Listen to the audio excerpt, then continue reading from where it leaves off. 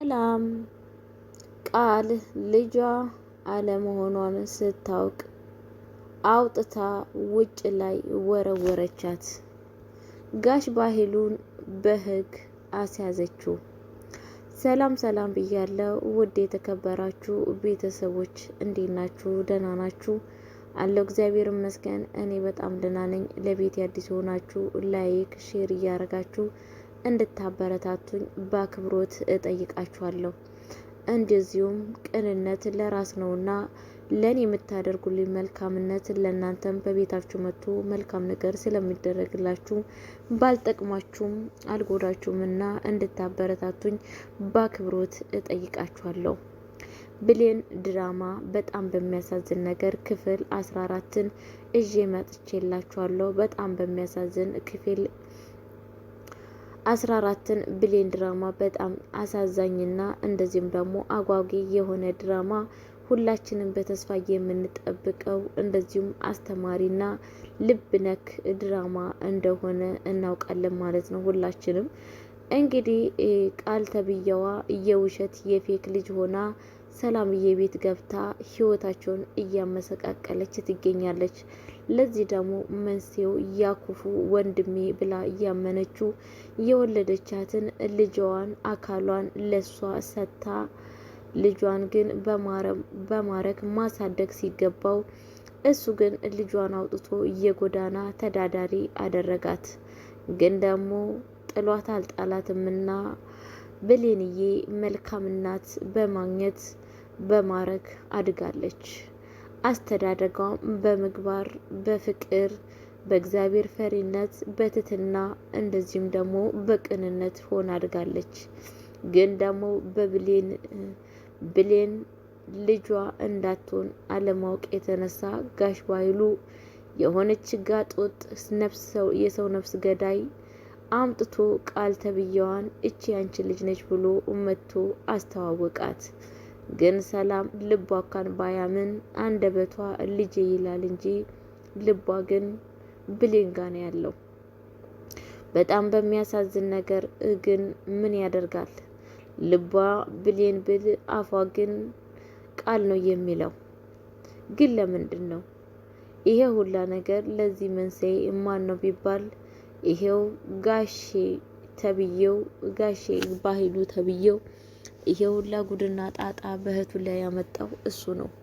በጣም በሚያሳዝን ነገር ከሰው ከውጭ አውጥቶ የባዳ አምጥቶ ነው የእህቴን ገንዘብ መብላት አለብን ብሎ እንግዲህ ገንዘብና ሀብቱንም እኩል ለመካፈል ወይዘሮ ቃል ተብዬዋን ከየት እንደመጣች እንኳን ማይታወቀውን አምጥቶ የሰላም ቤት ቁጭ አድርጓታል። ቃል ተብዬዋ ደግሞ ነፍስ ገዳይ ስንት ጊዜ ምስኪን ምንም ነገር በማታውቀው ነገር ልጄ ብላ በተቀበለቻት በወደደቻት ባፈቀረቻት ሰላምን ልትገል ሁሌ ትጣጣራለች። በጣም በሚያሳዝን ነገር ቤተሰቦቼ እንግዲህ የብሌን ድራማ ይሄ ነው። በጣም በሚያሳዝን ነገር ስቃይ የበዛበትና መከራ የበዛበት ድራማ ነው ማለት ነው። አብዛኛኛ አረብ ሀገር ያለውን ሰው ልጆችን በጣም የሚያስተምረንና ስለኛ የሚመለከት ድራማ ነው። ምክንያቱም እኛ በስደት ምድር ስንሄድ ማንን ነው የምናምነው? አካላችን፣ ዘመዳችን፣ ቤተሰቦቻችን ብለን ማንን ማመን እንዳለብን ማንን አለማመን እንዳለብን ከብዙ ከጥቂቱ ከዚህ ድራማ ላይ የምንማረው ነገር አለ። ድራማ ማለት በነገራችን ላይ መልካሞችን ነገር የምንማርበት መጥፎችን ነገሮችን በሰዎች ላይ የምናየውን ነገሮችን መጥፎ ጥሩ ነገር እንዳልሆነ መጨረሻው እንደማያምር መልካም ሰዎች ደግሞ ትክክለኛ መልካም ህይወት እንዳላቸው መጨረሻ እንደማሸንፉ የምንረዳበትና የምናውቅበት የምንማርበት ድራማ ነው ማለት ነው ቤተሰቦቼ። ስለዛን እንግዲህ በጣም በሚያሳዝን ነገር ቃል እንግዲህ በጣም ተዋርዳለች ማለት ነው። ለዚህ ውርደቷ ደግሞ መንገዷ ማነች? ጓደኛዋ ነች ማለት ነው። ጓደኛዋ የመምጣት ለብሌን በጣም ነው የጠቀማት የቃል ጓደኛ መምጣት ለሰላምም እንደዚህም ደግሞ ለሁሉም ጠቅሟል ማለት ነው። ምክንያቱም ይሄ ነገር ለምንድነው ሲባል ሰላም እንግዲህ ልጇ እንዳልሆነችና እሷ ልጇ እንዳልሆነችና ቤት ውስጥ ያለችው የእሷን ገንዘብ ሀብትና ንብረት ለመቀማት እንደሆነ ሁሉን ነገር ብሌን ተረድታለች ማለት ነው። ካሁን ወዲህ ብሌን እንግዲህ ወገቧን ታጥቃ እናቷን ለመጠበቅ ይብን እንኳን እናትነቷን እንኳን ቶሎ እንኳን ባታምን ባትረዳ እንኳን እንደ ማንኛውም ሰው ትጠብቃታለች። ምክንያቱም ልጅቷ በጣም የዋህና መልካም ልጅ ስለሆነች እናቷን በስነ ስርዓት ትጠብቃለች ማለት ነው። እውነቴን ነው የምላችሁ።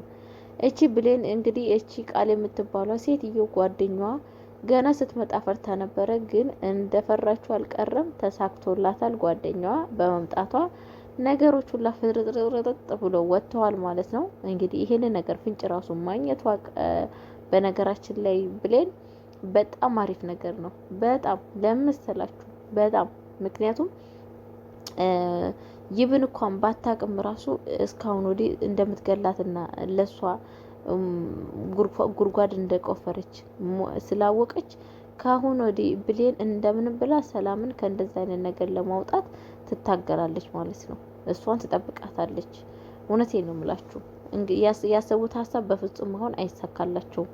አሁን ሁሉ ነገር እሷ ካወቀች በእነሱ መንገድ እነሱ በቆፈሩት ጉድጓድ ውስጥ ራሳቸው እንዲወድቁ ነው የምታደርገው ብሌን ማለት ነው። ካሁን ወዲህ ሳስበው እንደዛ ነው የምታደርገው። ምክንያቱም እንግዲህ ጋሽ በኃይሉ ሀሳቡ እቅዱ ምንድነው? ያው እሷን ሰላምን ከገደለ በኋላ በስተመጨረሻ ሀብት ንብረቱን ከቃል ጋር ለመከፋፈል ነበረ ሀሳባቸው ማለት ነው። ግን ያ ነገር ደግሞ በፍጹም እንደማይሳካላቸው አሁን እየተረዳን እንገኛለን ማለት ነው። ምክንያቱም ብሌን ሁሉን ነገር ሰምታለች።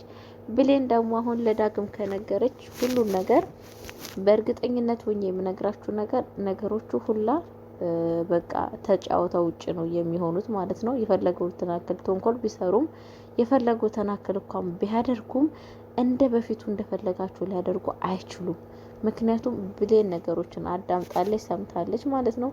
ግን በጣም በሚያሳዝን ነገር የገኒ ነገር በጣም ነው የወይዘሮ ገኒ ነገር በጣም ነው የሚያሳዝነው። ትሙት አትሙት ምንም ነገር የሚታወቀው ነገር የለም። ምክንያቱም በጣም ነው ትንፋሽ ያጠራት ወይዘሮ ገነት በጣም ትንፋሽ ያጥሯታል። ቤተሰብ የመተንፈስ እንኳን አልቻለችም ማለት ነው። ያው እግዚአብሔር ይማራት ነው የሚባለው፣ ሌላ የሚባለው ነገር የለም። ማንም እንኳን ሰው የሚደርስላት ሰው የለም። ያለችውን በጨካኞች እጅ ነው። በዛን ጊዜ እንደው ፈጣሪ ብሎ ዳግም እንደው ከደረሰላት ነው እንጂ መቼስ ታውቃላችሁ፣ ሳሚ የሚባለው እሱም የሴጣን ቁራጭ ነው። እሱም በጣም ጥሩ ሰው አይደለም እንደምታውቁት። እንትናም ባህሉም በጣም መጥፎ ሰው ነው።